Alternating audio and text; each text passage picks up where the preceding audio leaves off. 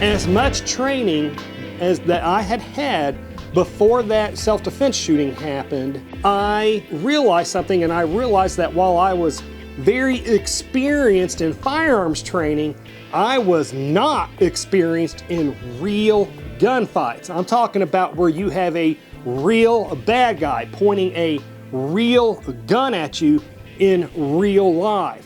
So sometimes people will get mistaken ideas about people that run channels like mine. So if you've watched my channel long enough, you know that every so often I like to do what's called a transparency video, because what I don't want is for viewers to have any mistaken or false ideas about me. What I really like is to be as transparent as I safely can be for you folks and this channel. But for new viewers, welcome to this channel and my little bug out cabin here. It is too cold and windy outside to be filming, so I'm filming inside today. But if you like information that the mainstream media doesn't usually talk about, then be sure to subscribe and hit the like button. So point number one that I want to make sure that everybody knows about me is that while I am a prepper, I am not a doomsday prepper. I just don't believe that one day we're going to wake up to total chaos with everybody killing everybody and absolutely no rule of law, kind of, you know, like a Mad Max movie or something like that.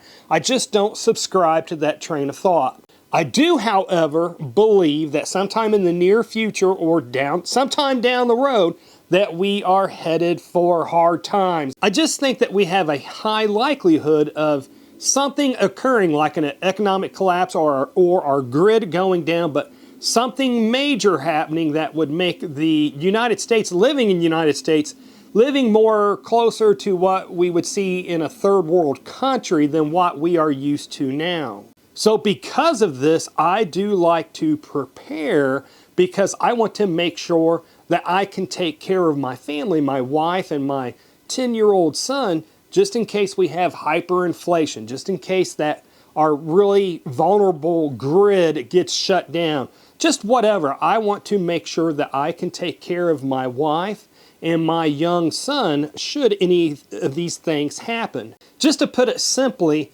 if something bad were to happen, it gives me comfort, it relaxes me, knowing that I would be able to not only feed my wife and my young son, but also keep them safe. Just one of my biggest fears in life is that I would ever fail at providing for my family and making just absolute certain that they are well taken care of. Hey, and really fast, before we go on to point number two, and that is Rogue Preparedness has a goal to reach 100,000 subscribers in the year 2025. So I'm going to put a link to her channel down below, and if you would, please do me a favor and go over to her channel and subscribe to it. And a little known fact is that when my channel was brand new and I was barely getting any views on my videos, Rogue Preparedness gave my channel a shout out, and that shout out that she gave me earned me several hundred new subscribers, and that shout out she gave me was the kickstart that I really needed for my channel to start growing. So let's have each other's backs.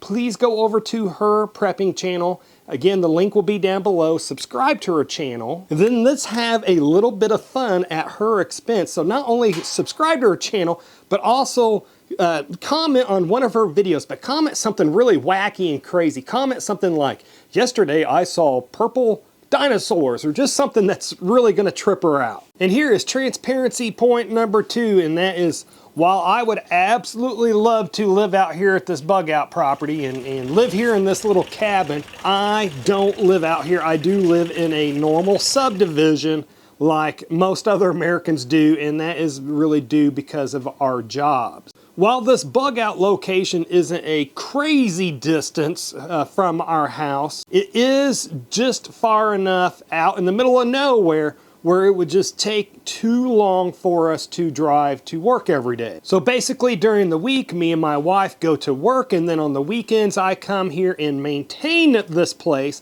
Again, it is far enough away from, it's just far enough away from the city that it will be a safe place should things start getting dangerous in the cities. But by maintaining it on the weekends, if we do ever actually have to come out here for safety purposes, this place will be able to keep us safe and sustain us. Okay, transparency point number 3, and that is that I am not anti-government, nor am I extremist. However, I am very conservative and I do have a libertarian type of mindset. So while I am not anti-government, I am more for smaller and more localized government. Also too, I do not associate with people that want to do a violent overthrow of the government, or people that hate somebody else just because of their race or something like that.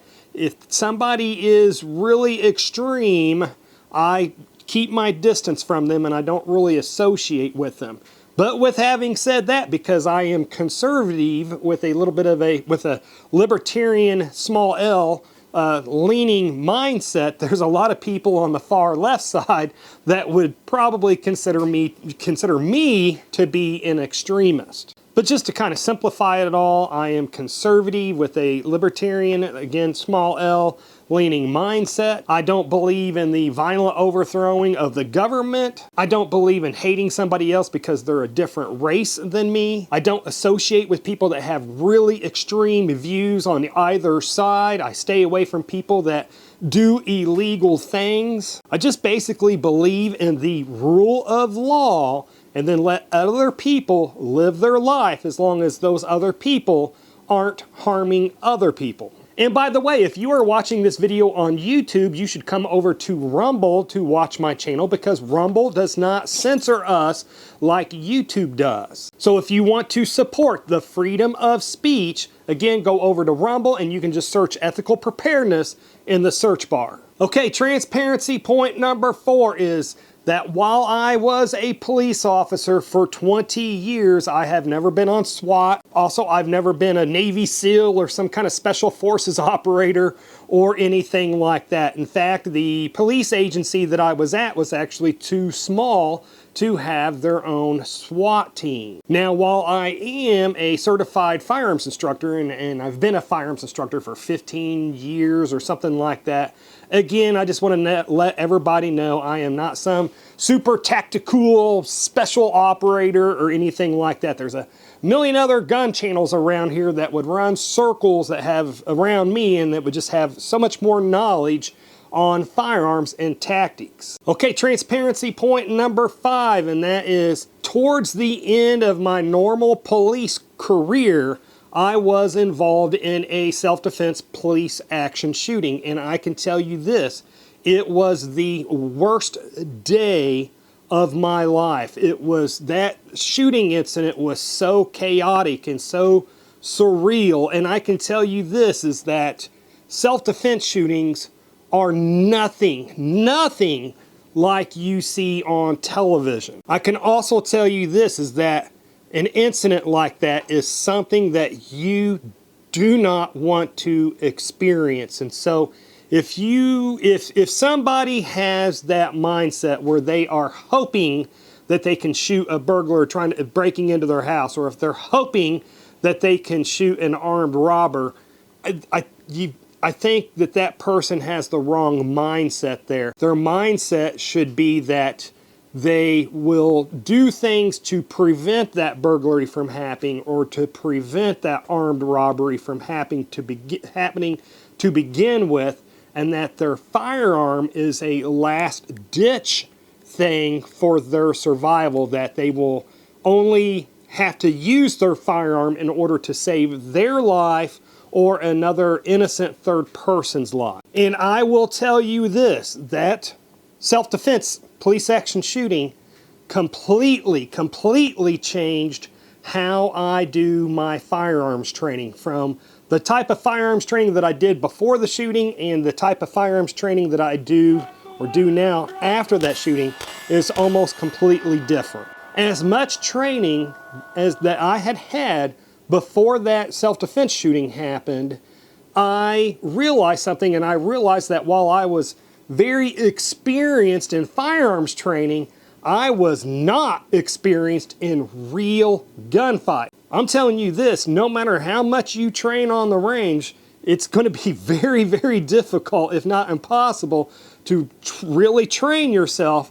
to really react perfectly Again, when you have a real bad guy pointing a real gun at you and really trying to shoot you in real life. So if you see in past videos and future videos where I am giving tips on firearms training for self-defense, just know that that is coming from real life experience, and I'm just not regurgitating things that I heard other instructors say. And the sixth transparency point that I want to share is that I am a Christian, and we have a Christian household, and we have Christian values. We regularly attend church, and as a family, before our meals, we say grace, and before bedtime, we say our bedtime prayers, again together as a family. But we don't believe that just doing good things is what's going to get you to heaven.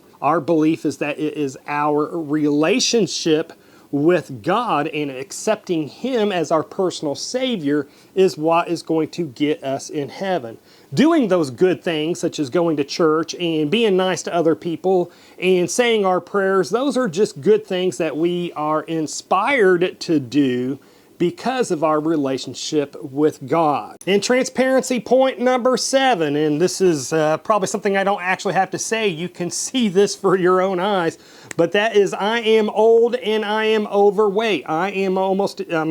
Basically I'm in my mid-50s now, and my metabolism is not what it used to be. And while I have lost quite a bit of weight lately, I still have 10 or 15 more pounds that I want to go. And one of the main reasons that I want to lose this weight is for my family. I want to be around for a long time for my wife. I also want to be around for a long time for our young son. I also don't want our son to be embarrassed of me. I don't want to be that overweight, obese parent going to school functions with him and him being embarrassed that I am his father. Trust me, I give him plenty of other reasons to be embarrassed at me about. I don't want the obesity or the weight to be something that causes embarrassment for him. So, did you have any misconceptions about me, or did you learn anything new about me since you watched this video?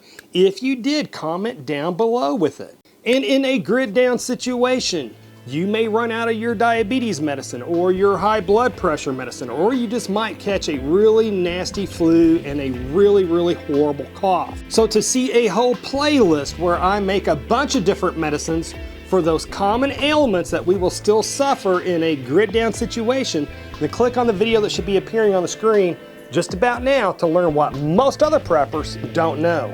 Anyways, folks, this is enough internet for me today. But folks, if you made it this far, hey, thank you very much for watching, and I pray that you have a good night.